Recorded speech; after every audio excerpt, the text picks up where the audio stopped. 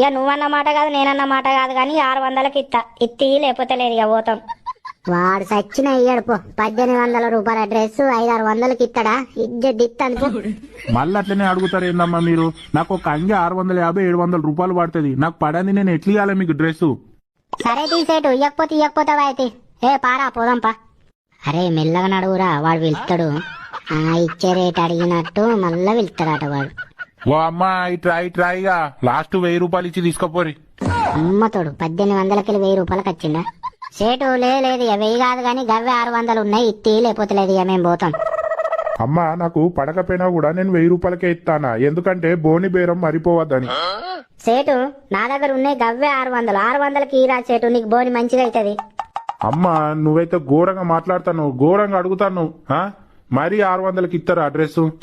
ఇక లాస్ట్ 800 అన్న ఇవ్వవా? ఏ పారా సేటు ఇచ్చేటట్టు లేడు, ఇక మనం పోదాంపా. అమ్మ ప్లీజే తీసుకోయే, 1800 అన్నోడు 800కే ఇస్తాడు, తీసుకోయే. నీకు తెలియదు గాని పారా బయటికి, మళ్ళా వాడే వెళ్తాడు గాని. ఓ అమ్మా ఇగరా ఏం పోతావు? ఇక తీసుకోపో, ఇంకో 50 ఇచ్చి తీసుకోపో. 650.